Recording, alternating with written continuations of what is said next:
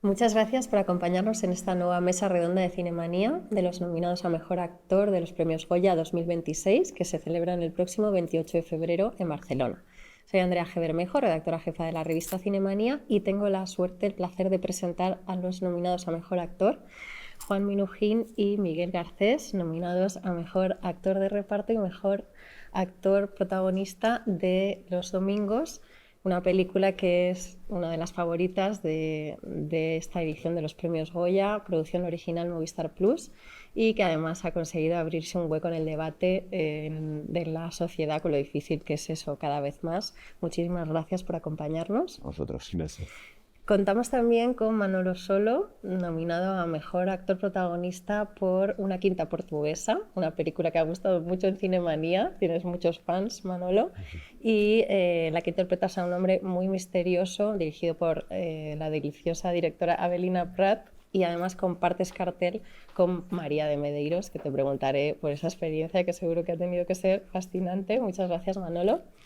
Tenemos aquí a mi izquierda a Álvaro Cervantes, nominado a Mejor Actor de Reparto, aunque podría ser también protagonista porque prácticamente coprotagonizas Sorda de Eva Libertad, y además nos sirves de guía a los espectadores para entrar en ese mundo tan desconocido para nosotros que es el de las personas sordas. Muchas gracias, Álvaro, por tu interpretación y por acompañarnos. Gracias. Y tenemos también con nosotros a Tamar Novas, que está nominado a Mejor Actor de Reparto en esa Feel Good Movie con acento gallego, que es Rondallas, que además está gustando muchísimo a los espectadores, que la están yendo a ver al cine, y tienes un papel en la película inolvidable y carismático, y además un personaje cómico, con lo difícil que es también llegar a los premios con un personaje que hace comedia. Así que enhorabuena, Tamar. Y por último nos acompaña Mitch, nominado a Mejor Actor Revelación por Romería, el cierre de la trilogía familiar de Carla Simón, que es también un recordatorio de esa generación que fue arrasada por la heroína y por el SIDA. Muchísimas gracias, Mitch. Muchísimas gracias a todos por acompañarnos en este encuentro que tiene lugar gracias a Movistar Plus y a su profundo compromiso con el cine español. De hecho, algunas de las películas que he mencionado pueden verse ya en la plataforma. Una Quinta Portuguesa, Sorda, Romería, Rondallas y Los Domingos todavía no, pero próximamente podrán verse en Movistar Plus. Y también pueden verse esas producciones originales Movistar Plus que han recabado hasta 34 nominaciones en los premios Goya, que se dice pronto. Sirat puede verse ya y Hasta que me quede sin voz, y muy pronto podremos ver Los Domingos, podremos ver Los Tigres y también Flores para Antonio. Y no será casual que el año que viene volvamos a hablar de Movistar y los Goya, porque entre sus producciones originales se encuentran proyectos de directores como Rodrigo Sorollén o Los Javis que se van a estrenar a lo largo de este año.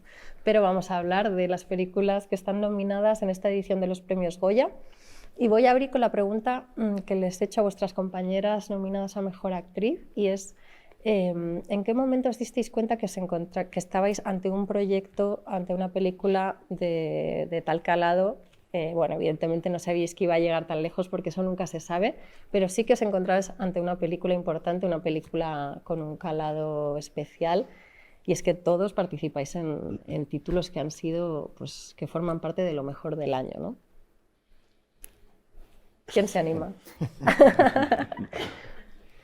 Hombre, hay cierta intuición cuando lees el guión, por ejemplo, de Los Domingos, te das cuenta de que, bueno, de que tienes entre manos un guión muy bien escrito, muy bien compuesto, donde los diálogos no tropiezan en ningún momento, y conociendo a Lauda y cómo trabaja luego en el set de rodaje y cómo son sus trabajos anteriores, presientes que estás en un proyecto que puede ser importante. Lo que pasa es que a veces se juntan todos los elementos buenos para hacer un buen producto y luego no sucede, ¿no? Y no sabes por qué. Pero tampoco calculas la dimensión. Cuando vas avanzando en el proyecto y ves que realmente sí, la película va a estar bien y que puede funcionar, no calculas que va a tener la repercusión que luego finalmente, por ejemplo, ha tenido Los Domingos. Es imposible de calcular y predecir. No, no lo sabes. Lo sabes. Manolo, creo que los guiones de Avelina Prat tienen que ser tan exquisitos como luego son las películas, ¿no? No sé si al leerlo... Yo al leerlo estaba conmocionado un poco. Yo ya había trabajado con ella, tanto yo como actor, ella como script, en 2, 3 películas, nos conocíamos, habíamos sintonizado bien Y también yo había trabajado con ella en un cortometraje, hacía 10, 12 años, que también va de una persona que intenta emular a otra, como se borra su personalidad casualmente, ¿no? Y también había visto su primera película, me había gustado mucho. Entonces yo tenía plena confianza en que me iba a gustar, estaba convencido, pero es que cuando leí el guión, la confianza se transformó en, te digo, conmoción por el hecho de saber que yo iba a participar en esa película y que iba a participar con un papel a través del cual se contaba básicamente la historia. Entonces era como un orgullo, una emoción tremenda. El guión es precioso, ella escribe de una manera como ella dirige y como ella es, de una manera inteligente, sutil, delicada, elegante. Y eso estaba ahí y entonces es como, Dios mío, voy a estar aquí. Qué maravilla. Y luego ya lo demás, bueno, luego hay que plasmar eso, que no es fácil, del papel a la vida. Y yo no tenía tampoco ni expectativas altísimas ni de ningún tipo. Yo simplemente estaba contento con hacerla, estaba disfrutando de hacerla y lo demás ya vendría, ya se vería. No es que estuviera esperando diciendo esta película lo va a petar. No, estaba disfrutándola mientras la hacía y lo que venga ya vendría. Creo, Álvaro, que tú ni siquiera llegaste a leer un guión, ¿no? Leíste un tratamiento y dijiste, esto es para mí, no solo eso, sino que llevo esperando este momento mucho tiempo.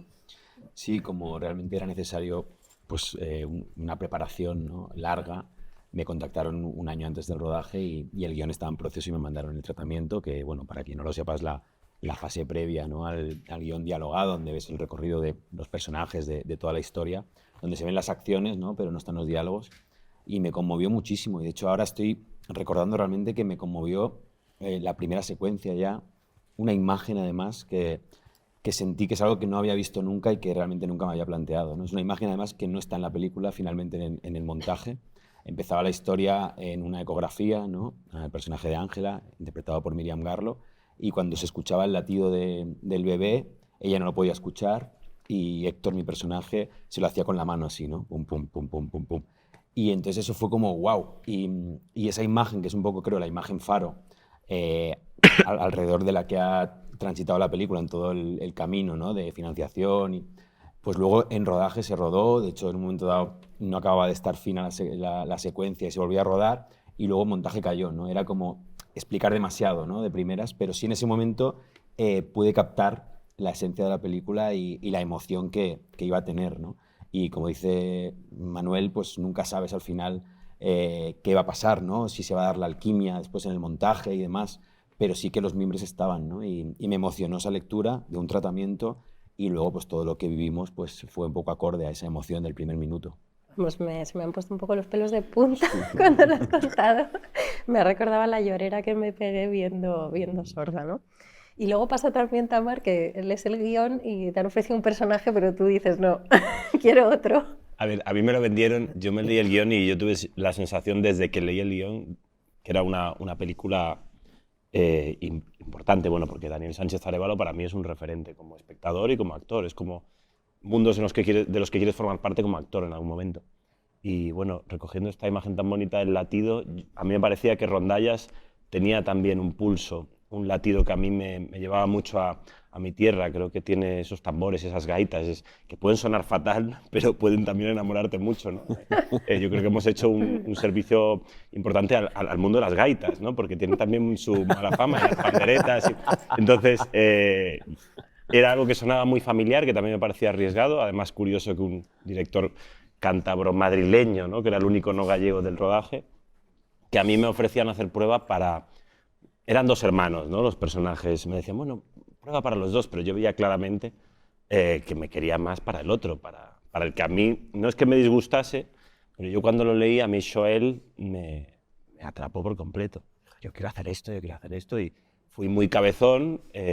Me curré el otro personaje también, pero con Dani fui muy muy cabezón, y también fui muy, muy libre a la prueba porque yo decía, este tío no se fía de mí, no me quiere para esto, entonces me voy a dar el gustazo de hacer todo lo que me apetezca dentro de su guía, y lo pasamos muy bien las pruebas, y el rodaje fue una delicia. Yo como Manolo, es la sensación de estar ahí y decir, esto ya en sí mismo tiene una potencia para mí, para mi vida y para porque esta cosa del círculo, ¿no? De la comunidad, los vínculos que hemos trabajado ahí son algo que se te queda para siempre. Luego con el público pues también ha conectado, ¿no? La película, y eso pues se agradece mucho. Siempre coincide que cuando más lo disfrutas, luego, ¿no? mejor queda tu trabajo y más relevancia tiene. No es una garantía, no es garantía, claro. pero bueno, puede ser un indicador, pero igual no garantía, creo. Sí, estoy de acuerdo. Yo sí que recuerdo, o sea, siempre que he estado a gusto en un rodaje, luego también lo percibo. Sé que, o si ha habido algo que me he quedado ahí como con una sensación, ¿no? Como más de no haberlo disfrutado tanto, aunque eso luego quede bien, porque esa es la cosa del cine. El cine no depende de nosotros como individuos, depende de un equipo, que luego te lo solucionan. Pero yo siempre, en el caso personal, sí que digo, te quedas ahí como una espinita si no ha sido tan... Vamos, que se disfruta más si en el rodaje hay un respeto, hay un cuidado, hay un disfrute común. Lo voy a poner al revés, películas que las que yo creo que no funcionaban, que no tiraban, luego han tirado mucho más de lo que yo percibía. Lo voy a decir así más que a la inversa. Y ahí lo dejo. Quería preguntaros también por la suerte, ¿no? Es otra pregunta que le he hecho a vuestras compañeras. Yo creo que es crucial en vuestra profesión. Y, por ejemplo, aquí tenemos dos ejemplos. Me contabas, Juan, que tú coincidiste con Alauda en un festival y luego se acordó de ti para tu personaje en Los Domingos, ¿no? Pero también Mitch, ¿no? Llegaste de una forma muy azarosa. Sí. Bueno, estuve un año y pico de casting, o sea, fue muy intenso. Pero sí, yo creo que la suerte se busca también, no es algo que aparezca así por la nada, ¿no? Tienes que también moverte y estar... pues eso, de cara al público para que te encuentren. En mi caso me encontró Carla por Instagram, ¿sabes? Instagram, ¿no? Sí, y después de un año de casting y de ser cabezota, pues acabé engañándoles. Romería. Y Juan, cuéntanos tu experiencia. Sí, yo la conocí a Lauda en un festival en Palm Springs. Yo estaba presentando El Suplente, y ella estaba presentando su ópera prima Cinco Lobitos, y en esas cosas de festivales quedamos sentados en la misma mesa, en esas cenas de intercambio, qué sé yo. Y charlábamos, creo que ahí, bueno, tuvimos como cierta afinidad también en la charla, y así, un par de años después me llamó para hacer una lectura con Patri, que Patricia López, que estaba grabando alguna cosa en otro lado, entonces ella estaba por Zoom, hicimos una lectura con ella, y ya ahí hubo algo que... Pienso que ya ahí hubo algo que funcionó en la pareja y que después pudo crecer y crecer. Y también Alauda tiene algo que no sé si es muy común en todos los directores, pero le gusta mucho ensayar. Le gustan mucho los actores y le gusta mucho el proceso de ensayo. Entonces, también para Los Domingos algo para mí fue muy bueno, es que teníamos las locaciones bloqueadas también y disponibles. Entonces hicimos muchos ensayos en las locaciones. Primero los actores solos, después los actores con el equipo, y eso fueron varios días, entonces eso también ya, ¿no? Uno llega al momento del rodaje como con mucha claridad y mucha predisposición a estar presente y a jugar y no estar tan preocupado de desayunarse con cosas ahí. ¿Y cómo de importante es que os parezcáis al personaje que han escrito los guionistas, directores, y hasta qué punto tenéis margen para convencer un poco lo que decías, Tamar, de no, yo soy un actor, puedo hacer ese trabajo de interpretación, no hace falta que me parezca al personaje? Yo espero no parecerme mucho. Yo soy padre también y espero ser otro tipo de padre, claro. Sí, para mí era fundamental que quedase claro que era un intérprete y que eso no era yo, ¿no? A veces piensas, ¿no?, que ese tipo de personajes pueden penalizar, que ayer hablábamos de ello, ¿no? Pero no, para mí sí que hay una distancia. Cualquier tipo de personaje que ves, para mí es evidente que hay una distancia. Sí que es cierto que hay elementos que tú puedes rescatar de ti, que te ayudan a anclar un poco el personaje, pero bueno, no siempre sucede.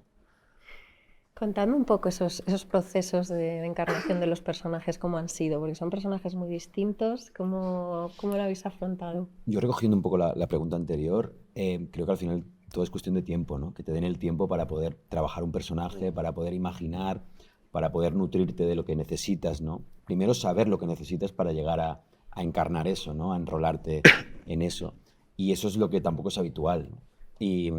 Y creo que ese proceso pues es, no sé, lo que estamos esperando todos los actores, ¿no? Poder trabajar, poder ensayar. Y entonces, bueno, es algo que luego creo que da sus frutos y es lo que te permite que puedas hacer un personaje que igual a priori no está tan ligado, ¿no? A lo que tú emites, ¿no? Claro. Bueno, en tu caso había una cosa clara y es que, o que tú tuviste claro desde el principio, que es que querías aprender lengua de signos, ¿no? Sí, porque al final era cuestión de integrarla y no aprenderme las líneas de texto para estar tenso y no poder fluir, ¿no? Y a raíz también de aprender lengua de signos pude de alguna forma introducirme un poco en la comunidad sorda, ¿no? Y una cosa fue con la otra. Pero creo que gracias, por ejemplo, al aprendizaje de la lengua de signos, pues igual pensaron en ese tiempo previo. Si no hubiera estado la lengua de signos, pues igual me hubieran convocado cuando el guión ya estaba más avanzado y faltaban unos meses, ¿no? Las veces que me he preparado un personaje con tiempo es porque tenía que aprender una habilidad, ¿no? Como en su momento aprender a jugar a waterpolo, ¿no? Entonces estuve 5 meses preparando ese personaje. Y creo que gracias a aprender esa habilidad, al final también de alguna forma el carácter del personaje, la historia, se va posando, se va integrando y es cuando realmente se disfruta, ¿no? A mí me pasa últimamente que había escuchado que Hitchcock decía, ¿no? Después de preparar una peli, decía, ahora hay que rodarla. Y me pasa un poco a veces que lo que realmente disfruto es la preparación. Claro. Y luego tiene que pasar lo que tiene que pasar, se tiene que dar la magia, tiene que brillar todo el trabajo en el momento de la acción, pero realmente, si todo va bien, en ese momento simplemente es hacer lo que ya sabes que está, ¿no? Y disfrutarlo. ¿Ibas a decir algo, Mitch? Sí, iba a decir que, o sea, que antes has preguntado por la suerte. Creo que la suerte es poder coger y ensayar y preparar un personaje a través de, en mi caso fue 3 meses de ensayos. Y eso es algo que me parece, o sea, necesario para cualquier disciplina artística. Es decir, el teatro se hace, en la música que antes estábamos hablando que tocamos, pues tú estás todo el día ensayando. Y creo que en el cine se debería hacer siempre, y creo que hay algo en común en todas las películas nominadas, que ha tenido pues eso, un proceso de ensayos que es muy necesario para poder crear una base sólida de los personajes y de tener una relación con todo el elenco y crear pues eso, amistades y incluso enemigos ficticios, ¿no? Dependiendo del personaje. Y no, solo quería decir eso. Cuéntanos, porque los ensayos con Carla Simón son muy especiales, ¿no? Y además en esta película tenías que hacer 2 personajes distintos de 2 épocas distintas, ¿no? Sí. ¿Cómo fue? Pues lo que está diciendo, o sea, una suerte, la verdad. Coger y currar con una directora como es Carla en mi primera película, pues para empezar no me lo creía. Pero eso, fueron ensayos maravillosos. Igual estábamos el día entero, 8 horas, improvisando, incluso a la hora de comer, ¿no? O sea, estábamos comiendo todo el elenco y Carla soltaba una pregunta y teníamos que improvisar sobre ello. Y fue bastante curioso, porque de repente por la mañana éramos primos, Yusia y yo, y por la tarde pareja. Y a la misma vez yonki, ¿sabes? De caballo. Y nos decía, bueno, pues ahora va a llegar tu padre y te acabas de poner un chute. Venga, acción. Pero creo que es algo muy necesario y no sé, una experiencia muy bonita. ¿Cuánto margen hay para la improvisación? Tú además eres músico, o sea que entiendo que la improvisación es algo que tienes por la mano. Sí, y además con Romería, para empezar el guión nos lo dieron más tarde y solo nos dejaron leer una vez. Y a través de los ensayos, pues Carla fue cambiando el texto, iba incorporando pues improvisaciones que íbamos metiendo. Por ejemplo, la escena que yo le digo al abuelo, y si yo estudio cine también, eso es improvisación, todo ese tipo de cosas. Entonces pues había mucho espacio para improvisar entre nosotros. ¿En el territorio Alauda Ruiz Azúa se improvisa o...? Sí, improvisamos, en mi caso, en los ensayos, y después reescribió a partir de eso. Y también hicimos muchas escenas que no estaban y no iban a estar tampoco, ¿no? Como escenas previas, circunstancias previas, imaginarias de los personajes. En mi caso nosotros teníamos que armar la relación con el chico, con nuestro hijo y todo eso, con Patricia y eso, con lo cual improvisamos, pero en general después a Lauda eso lo volcaba a un guión en el cual consensuábamos todos, ¿no? Íbamos al set con eso. Sí, bueno, sí que el momento del restaurante, cuando yo os cuento todo lo de la obra, Ah, eso sí, sí está. Eso fue Sí, todo cuando me pongo con lo improvisado. del serrín y la pintura y todo eso, eso sí que era un previo que era como, bueno, di lo que se te ocurra. Claro. Si me ve un maestro de obra, seguro que es parte de eso, que no tengo ni idea. Pero bueno, ahí quedó. ¿Y Avelina Prat es fan de la improvisación? No es fan ni tampoco contraria, es una persona que tiene todo bastante ordenado, pero no se cierra tampoco. Y ya en los ensayos sí que se añadieron o se cambiaron cosas de cara al rodaje. Y en el rodaje había momentos en que se prestaba más el tiempo. Había momentos y personajes. Y conjunción de personajes que se prestaban más y otros que se prestaban menos, porque tiene un aire literario también la película, que igual no da tanto pie a ello, pero había sí relaciones, yo con Rita Cavasso, que es me gusta decirlo en portugués, Rita, que es la ama de llaves, era una actriz fantástica de teatro, cine, televisión, pero que es un animalillo. Y a su personaje le cabía el hacer sorprender y te sorprendía sin parar y se nos caía la baba a todos y yo le entraba a todo lo que podía porque mi personaje no era un poco como bastante parado, por decirlo de alguna manera, pero el suyo era todo lo contrario, era el único personaje adaptado que estaba bien en su piel, bien en su sitio y entonces ella... Y eso con ella y con el niño. También era con los que yo sentía que podía improvisar con el niño, porque no era un niño actor. Entonces había un poco que aprovechar las olas, ¿no? Por donde intentar jugar lo más posible y no marcarle los textos, en este caso. Y sí, hubo algunas secuencias que fueron prácticamente improvisadas. Enteras. ¿Cuánto de vuestro trabajo depende del actor al que tenéis enfrente? Porque es una relación de ida y vuelta, ¿no? Absolutamente. O sea, por supuesto, de las reglas, ¿no?, del juego, decías de la improvisación. Dani es muy fan sobre todo de no cortar. Entonces, claro, yo alguna vez no decía corten y yo seguía, y con mi compañero seguía, si era Carlos Blanco, o José Antonio Tobriñán, o con la rondalla, o con alguien que era de la rondalla, que eran no actores, ¿no? Pues surgían cosas muy, muy mágicas y muchas veces te lo da la situación o algo que ocurre, ¿no? Yo creo que si el guión está escrito desde ahí, desde la búsqueda de algo vivo, ¿no?, que no está inmóvil, creo que el guión tiene que tener una estructura, unos cimientos, que muchas veces no hay que cambiar nada, pero sí hay la posibilidad yo veía que eso estaba escrito ahí muy claro para que luego surgiesen cosas. Y a mí me pasaban muchas cosas con Tobriñán, que además nos conocíamos varios actores, entonces hay una confianza de que sabes que la vas a lanzar y el otro va a rematar o viceversa. Y luego Dani eso, que no cortaba nunca, entonces no cortaba y seguíamos. Y había un momento que se cortaba porque empezaba a temblar la cámara, que se reía el operador o algo así. Entonces depende mucho de lo que sucede ahí y también de la cancha que te den. Dani nos dio mucha cancha a los actores. Es que vaya repartazo tiene Rondallas, ¿eh? Lo habéis tenido que pasar muy bien. Lo hemos pasado muy bien, sí. Estamos deseando hacer el spin-off, yo sé, Rondallas en Nueva York, algo así, algo como de viajar todo, ¿no?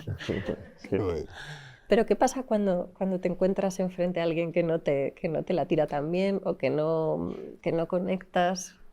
Tiene que ser mucho más complicado, ¿no? Y es mucho más difícil, me parece. Porque también uno compone mucho en relación al otro, ¿no? Es como, bueno, tirar una pelota y a ver cómo rebota y cómo sigue pasando. Cuando eso no viene y no viene, a mí en principio estoy como mucho más preocupado en generar esa complicidad que simplemente en habitarla. Es lo opuesto a lo que me pasó en los domingos, porque la verdad que ahí era realmente como un juego permanente y muy presente todo, pero cuando no sucede Es difícil. Yo en mi propio trabajo lo veo siempre.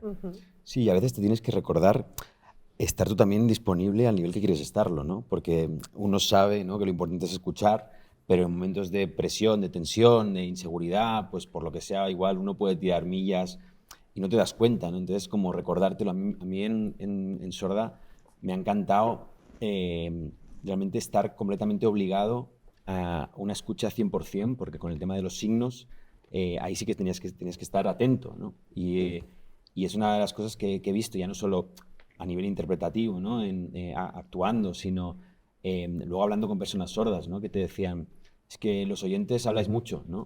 Y hablar mucho equivale a escuchar poco, ¿no? Claro. Y creo que paradójicamente hay algo que en las personas sordas que se escuchan mejor, porque hay una atención plena en lo que está pasando, ¿no? Y el toma y daca es tal cual. Y en este caso para mí ha sido como también un máster en eso, ¿no?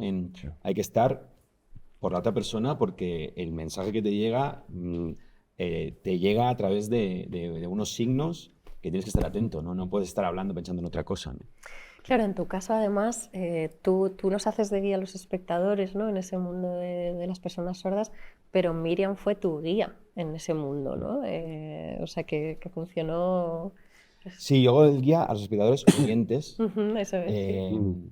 Y realmente para mí Miriam, o sea, fue mi maestra en todos los sentidos, porque fue como la puerta a su experiencia, ¿no? Fue muy generosa y me abrió esa experiencia para imaginar esa pareja, ¿no? En algún momento le preguntaba, ¿realmente esta pareja cómo se da, ¿no? ¿Cómo se consigue, ¿no? Y me dijo algo tan simple, pero tan esencial como amor. ¿Sabes? Es el amor, ¿no? Y fue como... hostia. Entonces todo el rato íbamos ahí. O sea, a lo más esencial, ¿no? Esta pareja se quiere y pese a todo no se pueden perder de alguna forma el respeto, ¿no?, en momentos de tensión y tal, porque quieren estar juntos, ¿no?, pese a la adversidad, ¿no? Y Miriam es una maestra de vida y como actriz pues ha hecho un curro enorme que no he dejado de admirar, ¿no?, de cosas que uno no se puede ni plantear, ¿no?, como por ejemplo hacer otra voz que no es la suya, ¿no? Claro, porque Miriam es una persona sorda poslocutiva, ella perdió el oído con 7 años y ella ya tenía la lengua oral incorporada, ella hablaba. Y el personaje de sorda es prelocutiva, la perdió con 2 años. Entonces ella ha tenido que hacer una voz sin escucharse, ¿no? Y porque ella oraliza muy bien, ¿no?, y lee muy bien los labios, ¿no? Entonces, claro, todo ese proceso, ¿no?, de también ser testigo de cómo encontraba esa voz, de cómo ensayábamos, ¿no?, las frases de alguna forma en los ensayos eran de forma oral, cómo me resonaban, por ejemplo, la escena de la discusión, las frases me resonaban, me emocionaban, pero luego ya cuando no había voz, ya había solo signo, cómo todo eso lo tenía que transitar de otra forma, porque claro, al final los signos es otra lengua, no me pegaba igual, ¿no? Y fue muy bonito vivir eso, ¿no? Y eso, pues al final es eso, es realmente estar por y para la otra persona. Y para tu trabajo, ¿no? Al final es un toma y daca. Recibir y devolver. Tengo aquí a mi derecha a 3 personajes, los 3 personajes que encarnáis, que es verdad que son bastante escurridizos, no sabes, ¿no?, tienen algo de ambiguo, no sabes muy bien qué está pasando. ¿Cómo es encarnar un personaje, ¿no?, que es de difícil agarre? No sé, en mi caso ya he comentado antes, Miguel, creo, intentando ver la conexión, los elementos comunes, la zona de conexión entre él y yo, intentando maximizar esa zona común y minimizar otras zonas que no le vienen bien al personaje, de mi energía, de mi manera de ser. Y imaginar, porque en mi caso, claro, empieza en un punto que le ha dejado su mujer, no sabemos nada, rellenar todo eso, todos esos antecedentes para hacerme creíble a mí primero y luego espero que al espectador que en una trama que es un poco fabulativa, que es un poco cuento, que se puedan creer que yo tomo la decisión que tomo, bueno, y confiar y tirar para adelante. Sí, para mí, jugar. sí, para mí la confianza en lo que me planteaba Lauda para Iñaki era muy importante, porque tenemos la tendencia a descifrar un poco las líneas del personaje y a coger una línea que te permite luego abrir ramas, ¿no? Pero tener una línea muy clara. Y sin embargo, Lauda me pidió que necesitaba que Iñaki fuese un tipo que generase duda en el espectador, que no fuese fácil de leer para su hija Ainara, y que necesitaba que se moviese en la duda, que fuese un personaje quebradizo en la duda. Claro, eso como actor, coger un personaje, estar seguro con él desde la duda, me planteaba cierta complicación. Y sin embargo, fue confiar en lo que Lauda me dijo. Dice, no te preocupes, aunque generes duda, aunque tu personaje se mueva siempre en ese mar de dudas, va a tener anclaje, va a ser un personaje sólido. Y confié, me puse en manos de Lauda y sí. Luego noté que Iñaki tenía esos anclajes, que era sólido a pesar de todo. Tu personaje Juan también, ¿no? Como espectador no sabes muy bien, ¿no? Se mueve también un poco en la duda, no sabes qué está pasando en esa pareja. Sí. Sí, yo pensaba mucho también en qué función cumple ese personaje en la narrativa de toda la peli. Y para mí era claro que era un extranjero, pero no solamente porque era un extranjero, porque era un argentino, era un extranjero en esa familia, era como un outsider de esa familia, de la euskera, de la lengua. Había algo en donde realmente era alguien que estaba despegado y que podía tratar de contemporizar un poco y también componer en relación a Patricia, como bueno, alguien que en la problemática de esta chica que está decidiendo algo tan brutal y tan brutal para toda la familia, este personaje era como el único que podía estar un poco más despegado y tratar de escuchar y no estar tratando de, bueno, bajar una línea que haga esto o que no haga, no le está piloteando. Entonces traté como de centrarme un poco en eso y de estar un poco afuera de esta familia, ¿no? Es como alguien que trata de entrar pero tampoco empuja tanto, ¿no? Es más difícil defender un personaje de reparto que un protagonista, a mí me lo parece, porque en menos secuencias a veces tenéis que construir un personaje igual que un protagonista, ¿no? Yo siempre lo he pensado. ¿Cómo? Que yo siempre lo he pensado. Que es más fácil el reparto que el... No, Más difícil. Difícil. No sé, o sea, es más difícil, creo en principio, porque tienes menos espacio igual para expandirlo, ¿no? Al final una peli en teatro yo menos creo que arco, menos puedes trama, probar... puede ser una cosa funcional que sirve para la trama, para contar la trama Sí. simplemente, que tampoco tiene una Si no- más allá.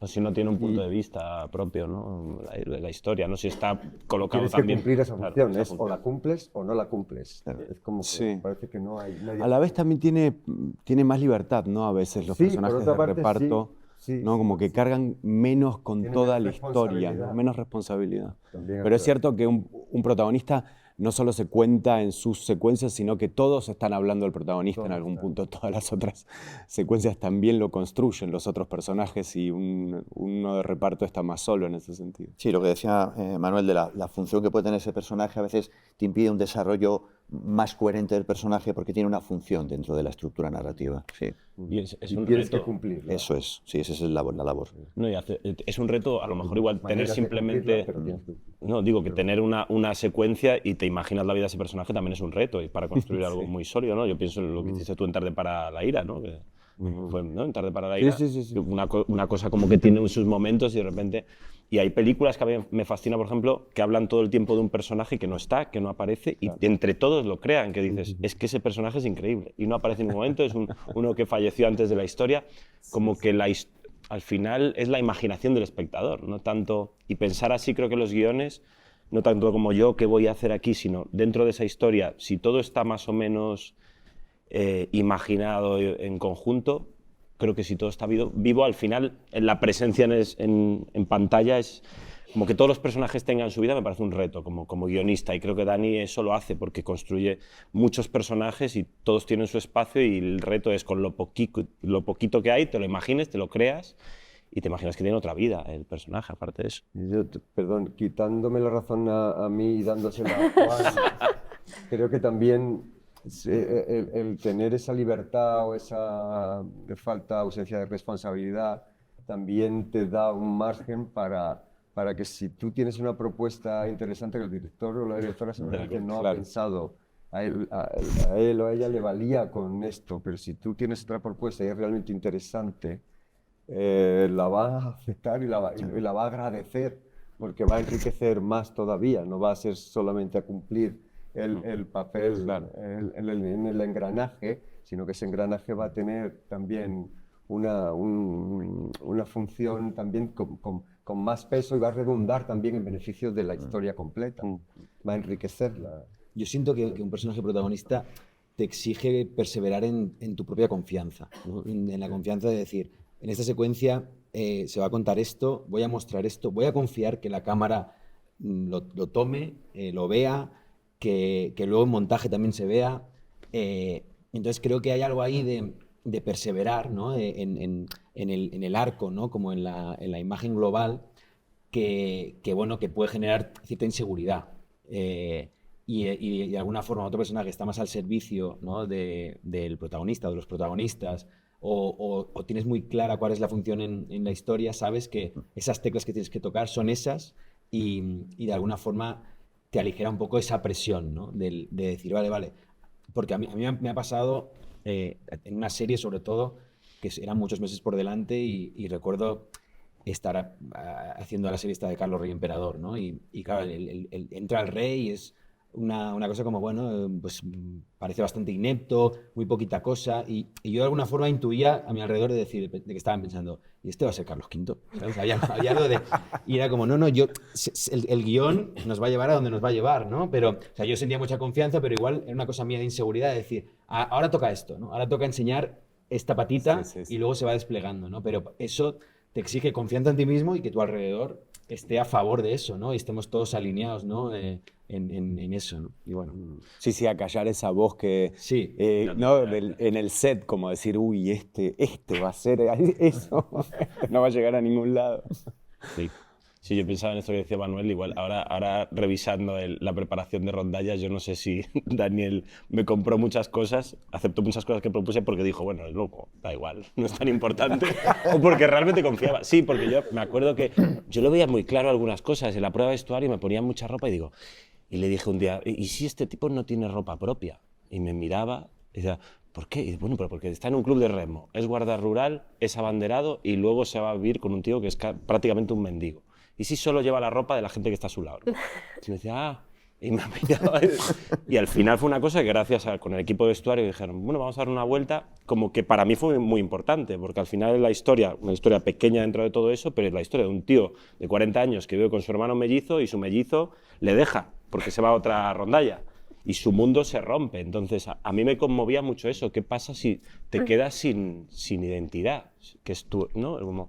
Y eso construyó un poco el personaje. Pero son estas cosas que dices, ¿cómo hemos llegado a esto así en una prueba de vestuario o con el equipo de maquillaje que propones una cosa loca y te la compran, ¿no? Yo le propuse tener las orejas así y me decía, ¿pero por qué quieres llevar así las orejas? Y yo, pues no sé, yo lo veo, es que se parece mucho a un amigo mío que tiene las orejas así. Ya nos crecemos. Claro, no, y él además, yo le dije, no le convencía y le dije, es que, Dani, yo creo que si tengo unas orejas así, no voy a hacer ninguna cosa rara. Y dice, vale, venga, pues entonces es como entrar en ese juego que dices, al final, si la búsqueda está viva, puedes llegar a cualquier lado, por supuesto, pero si tienes a alguien que tiene una buena mirada, como creo que es el caso de todas estas pelis, algo de ahí va a prosperar. Sí, pues un director ha pensado en muchísimas cosas, tanto de tu personaje como de 100.000 cosas que contiene una película, pero muchos, o sea, 6 ojos ven más que 2, o como sea la frase, y algunas veces se quedan como, ahí va, esto no lo había yo pensado, esto les descuadra, pero algunos estos lo aprovechan y lo pescan. Otros no. Claro. Otros por lo que sea, porque objetivamente les parezca que no, o otros, yo creo que otras personas es como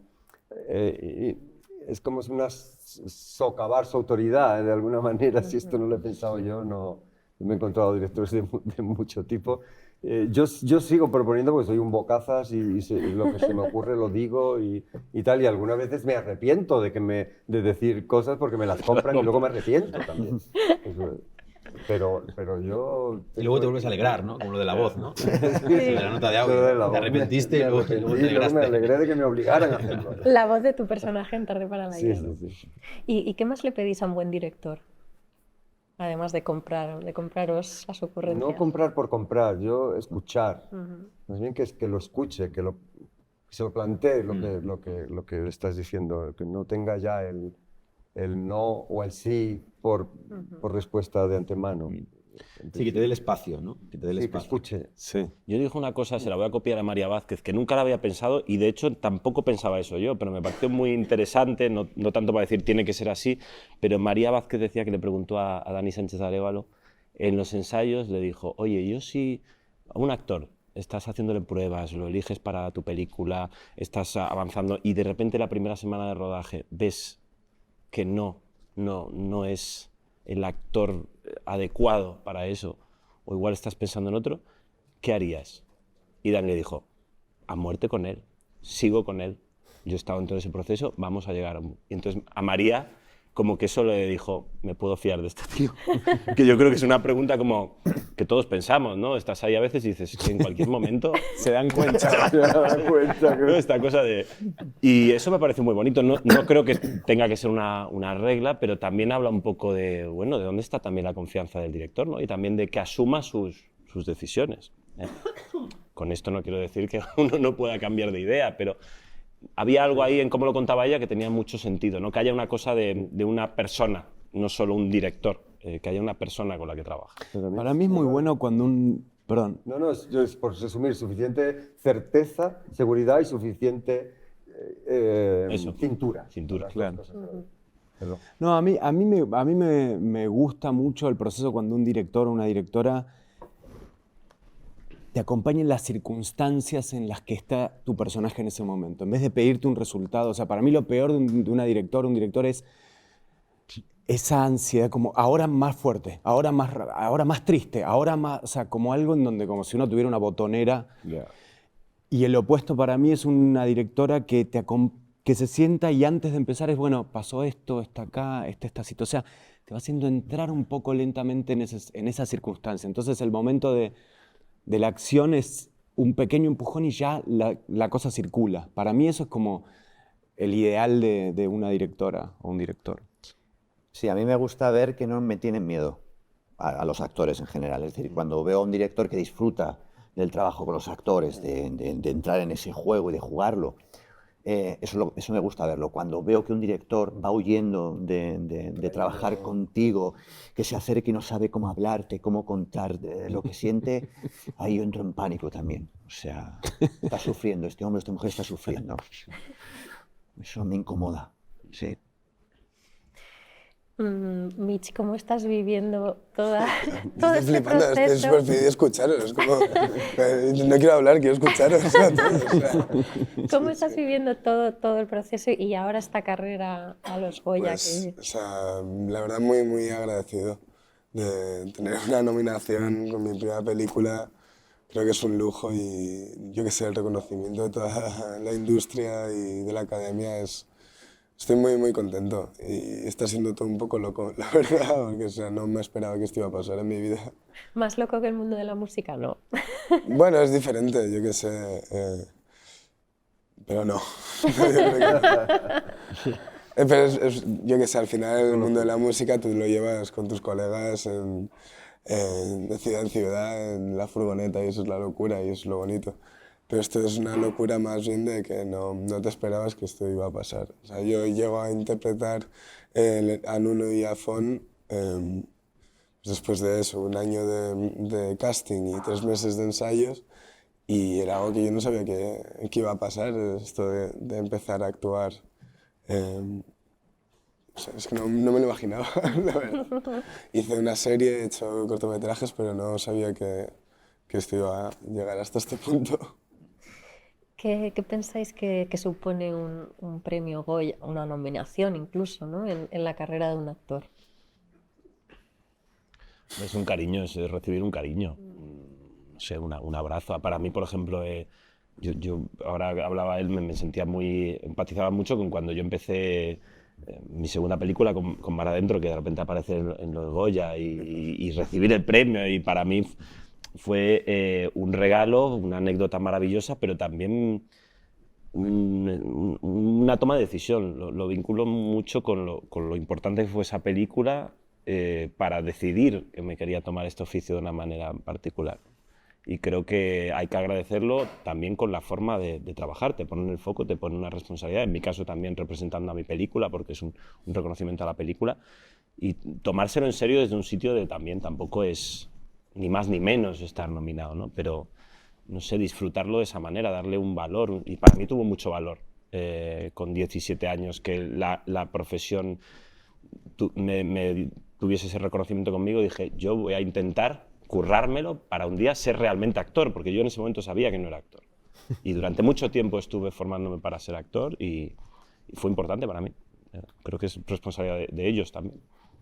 Yo a nivel racional relativizo mucho los premios. Me parece que son algo azaroso y que son también una forma que tiene la industria de hacer espectáculo y de mantener viva la llama en el espectador, de la admiración, y hay algo ahí que no me gusta. Pero yo también tengo la mala suerte de que mi autoestima depende demasiado del gusto de los demás, del sentir que gusto a los demás. Entonces, el que te den un premio en donde sea, pero a este nivel es, sobre todo si, no sé, si no has estado ni cerca durante muchos años de tu vida y asocias eso, aparte de que te valoran, y si te valoran es que vales, es que yo valgo, a que me pueda ayudar a que mi carrera pueda mejorar. Así es como yo me lo empezaba a plantear la primera vez que me pasó, que me sobrecogió, o sea, me dejó mucho más emocionado de lo que yo incluso soportaba que me pasara, que tan enfadado, como ¿por qué me pasa esto? ¿Por qué estoy tan emocionado? Esto solamente es un premio, es la industria, esto está... Pero joder, pues soy humano, actor con poca autoestima. Juan, ¿y cómo lo vives tú? Para mí estoy súper agradecido. Es una industria a la que respeto mucho y que me gusta mucho y que disfruto mucho. La industria audiovisual española hace muchos años, que para mí es importante, es una referencia. Entonces un premio así, la verdad que me sorprendió y me halagó muchísimo y me resulta sumamente importante, me da mucho orgullo, me da mucha alegría. También no solo el reconocimiento a mi trabajo y el reconocimiento a toda la película, al resto de los compañeros, a todas las áreas técnicas, la verdad que nada, es muy placentero, sí. Vamos a terminar con un ejercicio que les he hecho a vuestras compañeras y la verdad es que me ha gustado mucho y me ha dicho Nora Navas cuando se iba. A ver qué discursos hacen ahora, a ver si son mejores que los nuestros. Porque les he pedido que hagan un discurso de recogida del premio, pero quitando los agradecimientos que se comen muchas veces, cosas importantes que se pueden decir ahí, que tienes un foco, que te ve toda España. ¿Quién se anima? Había trampa, ¿veis? Había trampa. Muy difícil. Ha estado suave hasta ahora, pero claro, no vengo. Ayer nos lo hicieron esto, ¿no? También. El tutorial, ¿no? Bueno, no, sí, eso también. No, pero hubo una entrevista que también, ¿no? Que había que sí. Sí, nos hacían algo de eso. Entonces, Mitch, lo tienes que tener ya. No, sí, venga. Lo tienes claro. Claro, que empiecen en estos que tienen más años. Hay más años y te hay más... Bueno, mira, y casa con lo anterior, ¿no? Lo que era para mí, que es como una cálida caricia después de mucho tiempo, ¿no? Y ves con los compañeros con los que estás nominados y piensas que en realidad es un reconocimiento un poco a la artesanía, ¿no? Y entonces a mí me gustaría sentirme eso, que con los que estoy nominado somos artesanos de la interpretación, ¿no? Que entendemos la interpretación no como una forma de brillar nosotros, ¿no? Dentro de la industria por los premios, sino como una forma de dar luz a los personajes para que el espectador los comprenda, se identifique o no con ellos, les vea sus miserias, sus grandezas. Entonces, como discurso yo tiraría por ahí, ¿no? Como un agradecimiento a reconocimiento de la artesanía de la interpretación, por ejemplo. Te voy a estar mirando a ver si lo haces cuando lo recojas. Mira. ¿Quién más se anima? Pues yo, sí, mi discurso sería pues dedicarle Goya pues, a toda la generación a la cual tengo la suerte de interpretar en la película de Romería. Es decir, de una generación olvidada y aislada en esa España que la gente no quería la transición y había mucha peña que por vivir de su manera y a su manera pues fue completamente repudiada de la sociedad y ser un yonki o tener sida eras lo peor del mundo, pues tío, pues para ellos, ¿sabes? El Goya para ellos. O sea, es así. O sea, todos somos esos misfits y nos juzgan por cómo somos, pues para toda aquella peña que no encuentra su sitio en la sociedad. Muy bien. Yo quizá haría alguna alusión al derecho de todo el mundo a empezar su vida, a recomenzar su vida en otro sitio, en cualquier sitio, sea por necesidad o sea porque le da la gana. Y bueno, y lo importante de empatizar, de mirar a los demás con todo el cariño posible. No sé. Sí, yo justo estaba pensando que yo celebraría pues el cariño con el que Eva Libertad trata al equipo, todo ese espacio del que estamos hablando, ¿no? Que le da a todo el mundo y que realmente es la mejor manera de trabajar y de vivir, ¿no? Y bueno, para mí Eva y Miriam son un referente de esa humanidad, ¿no? Y de ese cuidado, ¿no? A las personas que le rodean. Yo, por supuesto, haría una mención a mi tierra, ¿no? A mis raíces, a la gente que inspira esta película, a la gente, las familias que están esperando a sus familiares que están mucho tiempo en el mar. Y también algo que yo creo que, en nombre de todos mis compañeros, esta película habla de comunidad, de un pueblo y de superar un duelo, una tragedia con el otro. Y recordarse muchas veces, a mí una frase que me gusta mucho que es esta de la belleza está en los ojos del que mira, ¿no? Y que yo creo que la esperanza a veces también está, el salir de una situación está en los ojos del que te mira. Entonces recordar muchas veces que a quien miras a lo mejor espera algo de ti o algo le puedes dar para salir de un sitio en el que está él, ¿no? Esta frase también, que todo el mundo está librando una batalla, o sea, tener compasión, tener, no sé, creo que todas las palabras que tienen que ver de verdad con la piedad, con ponerse en el lugar del otro. Sí, ¿no? y es que estamos, no sé, es inevitable hablar de alguna manera de lo que está pasando en el mundo. O sea, no se detiene a un niño, no se le saca de sus nuevas raíces, de su familia. Y esta película habla de cuidar las raíces, entonces creo que estar en una película que tiene un mensaje así es ya un orgullo, ¿no? Te lo compro. Y Juan, terminamos contigo. Y yo creo que resaltaría un poco esta cosa que yo creo que es una gran virtud de los domingos, que es abrir un debate y abrir la posibilidad de escuchar al otro, justamente en un momento un poco también lo que decía Tamar, en un momento en donde el debate está tan empobrecido, tan duro, ¿no? La persona que piensa distinto a uno es un idiota o es un enemigo, entonces que está tan difícil poder escuchar y dialogar y tratar de entender un poco el punto de vista del otro. En ese sentido me parece que los domingos, la temática y después lo que ocurrió socialmente con la peli me parece que es para resaltar. Creo que iría por ese lado. Bueno, ya lo lleváis preparado, o sea que... ¿Y qué le vas a decir a Nora? Sí. Empate, lo dejo en un empate. Pues muchísimas gracias a todos por acompañarnos, ha sido un absoluto placer. Me ha encantado además que la conversación ha fluido y os habéis quitado la palabra. Y muchísimas gracias por seguirnos desde casa, que sepáis que las películas están disponibles en Movistar, o sea que podéis ahora completar esta maravillosa charla viéndolas y si no estarán próximamente, y que podéis recuperar las anteriores mesas redondas que hemos tenido a vuestras compañeras nominadas a Mejor Actriz y también a los directores, noveles y directores en general.